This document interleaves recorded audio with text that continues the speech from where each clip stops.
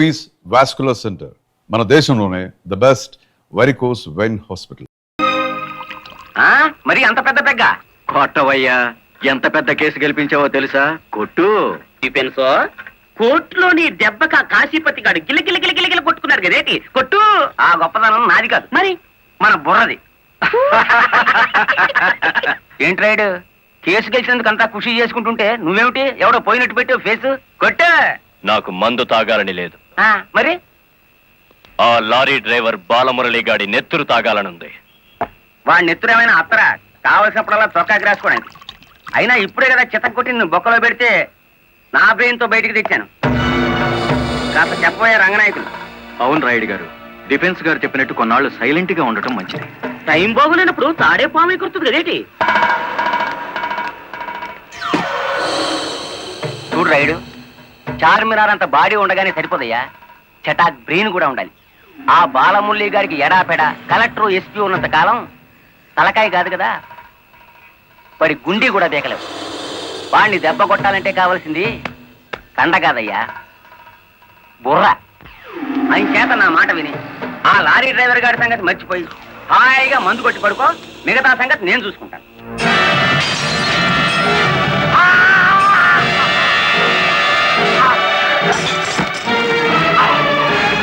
రాయుడు గారు, ఏమిటిది? బుర్ర బుర్ర కావాలి. ఆ రోజే వెధవని కాల్చి పారేసుంటే ఇంతవరకు.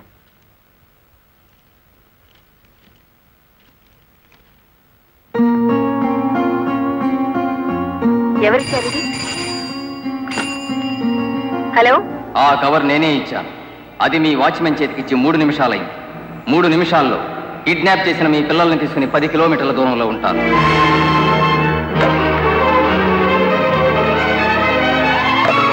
హలో హలో,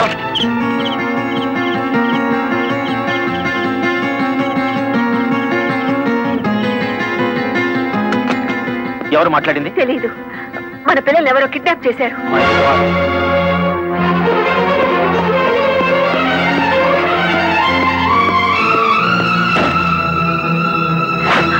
ఏమిటి మీరు చేస్తున్న పని? ఇక నీతులు వినే ఓపిక నాకు లేదు లలిత. ప్లీజ్, వాళ్ళ చేతుల్లో మన పిల్లల ప్రాణాలున్నాయి. చేతులు కట్టుకుని కూర్చుంటే మన చేతులతోనే వాళ్ళ శవాలు పాతి పెట్టిస్తారా దుర్మార్గుడు.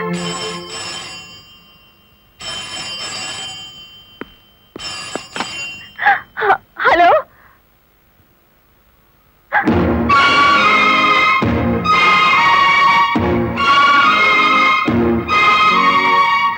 Hello, hello. వద్దు లలిత, ఎస్పీగా నేనేం చేయగలిగాను, కలెక్టర్గా నువ్వేం చేయగలిగావు? చేతనైతే తల్లిదండ్రులుగా కాపాడుకుందాం. వాళ్ళ డిమాండ్ ఏమిటో చెప్పు. ఊరు బయటన మామిడి తోపు దగ్గర రమ్మన్నారు. కమాన్.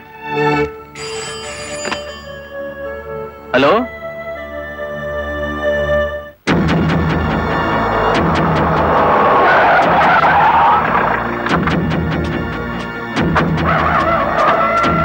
గుడ్, బుద్ధిగా వచ్చారన్నమాట.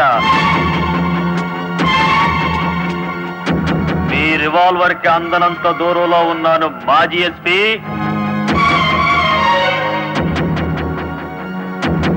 రండి, ఇంకొంచెం ముందుకు రండి. ముందుకొస్తే ఇప్పుడే తవ్వి పూడ్చి పెట్టిన గొయ్యి మీకు కనిపిస్తుంది.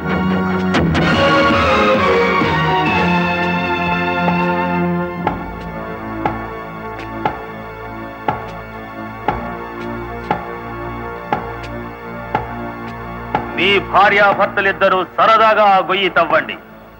అందులో మీ అబ్బాయి అమ్మాయి శవాలుగా కనిపిస్తారు.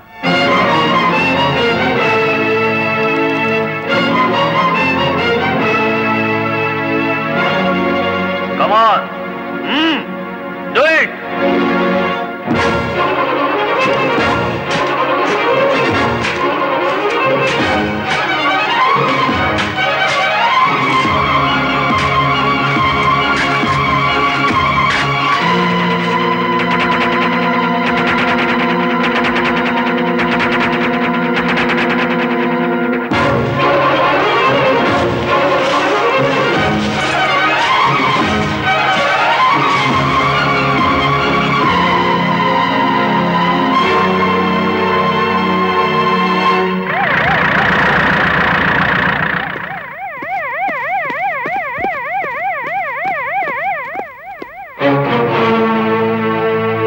మీ ఉద్యోగం పోగొట్టాడన్న కక్షతో లాయర్ని ఇంత దారుణంగా చంపారన్నమాట.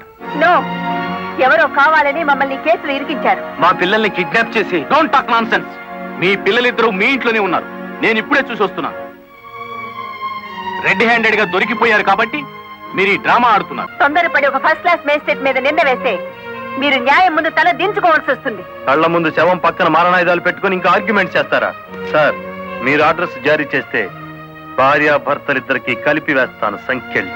మా పిల్లలు ఎత్తుకుపోయినట్టు నటించి ఇందులో వాళ్ళ శవాలున్నాయని నమ్మించి ఆ గుడివాడ రౌడి మమ్మల్ని అప్రదిష్ట పాలు చేయాలని చూస్తున్నాడు.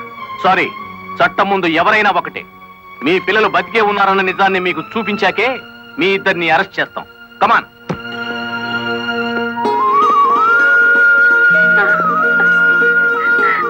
మమ్మీ, డాడీ, ఇప్పుడైనా మిమ్మల్ని అరెస్ట్ చేయొచ్చా? ఎంత తెలివిగల వాళ్ళు గుడివాడ రౌడీ గారు. అచ్చు తప్పు, గుడివాడ రాయుడు గారు. అదే రాయుడు గారు. కలెక్టర్ పిల్లల్ని కిడ్నాప్ చేసినట్టు నటించి మళ్ళీ ఏమీ ఎరగనట్టు వాళ్ళని ఇంట్లోనే పెట్టి లాయర్ మర్డర్ కేసులో కలెక్టర్ని ఎస్పీని ఇరికించేశారు. వారేవా పోలీసు వాళ్ళకు భయపడేటోళ్ళు ఇప్పుడు రౌడీలకు గుండాలకు భయపడాల్సి వచ్చింది కదేటి. ఎప్పుడు ఏ కేసులో ఇరికిస్తారో అర్థం కాకుండానే అచ్చు తప్పు.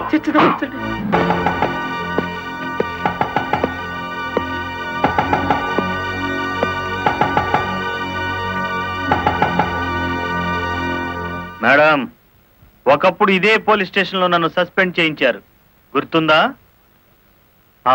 కాఫీ తాగుతారా? అఫ్ కోర్స్, నా అకౌంట్ లోనే. పోనీ టీ తాగండి, మీరు మా అతిథులు.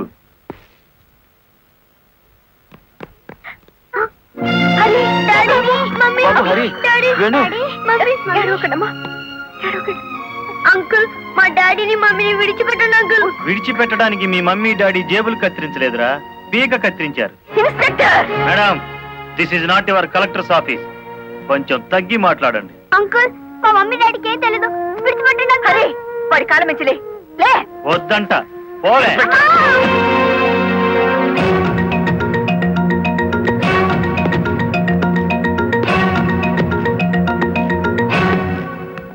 గవర్నమెంట్ మీ చేతుల్లో లాఠీ పెట్టుండొచ్చు కానీ లా అండ్ ఆర్డర్ ని మీ ఇష్టం వచ్చినట్టు ఆడుకోమని పెట్టలేదండి. షటప్. ఆపండి ఎస్ఐ గారు. ఈ 100 గజాల పోలీస్ స్టేషన్ కి మీరు కింగ్ అయితే హైవే మొత్తానికి నేను కింగ్ని. అయితే ఏం చేస్తావు? అడుగు అడుగున బండి ఆపి మీరు చేసిన చండాలాన్ని డబ్బు తీసుకోకుండా ప్రచారం చేస్తాను.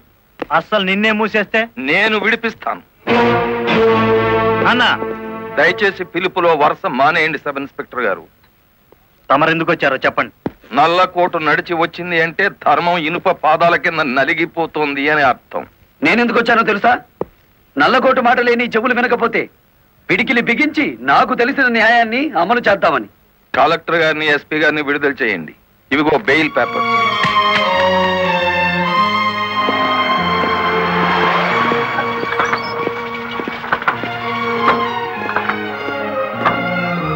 నేను హంతకురాళ్ళని ప్రభుత్వం సంఖ్యలు వేయించింది. నాకెందుకయ్యా ఈ గవర్నమెంట్ మర్యాదలు, ఈ గవర్నమెంట్ బంగళాలు? మరి ఆ బంగ్లాని కాదని ఎక్కడుంటారమ్మా?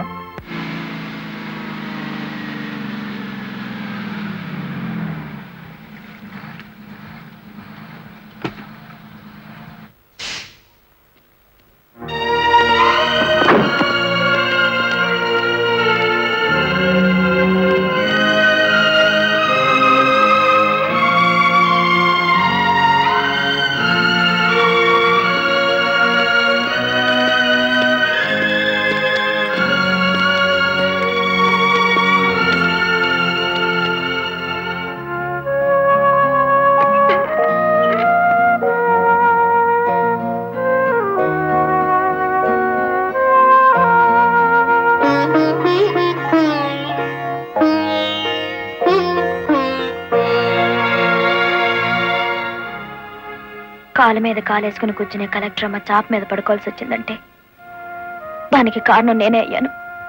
నా లారీ అమ్మి ఇల్లు కొని పెడతాను. ఆవిడ కావాల్సింది ఇల్లు కాదు, పరువు. పోయిన పరువు తిరిగి తీసుకురావాలి. కలెక్టర్ పరువు పాయే ఎల్లి దైవేరుపేటలో తొంగింది కదా, దాని నెత్తి మీద పిడుగు పడ్డాడు కదేటి.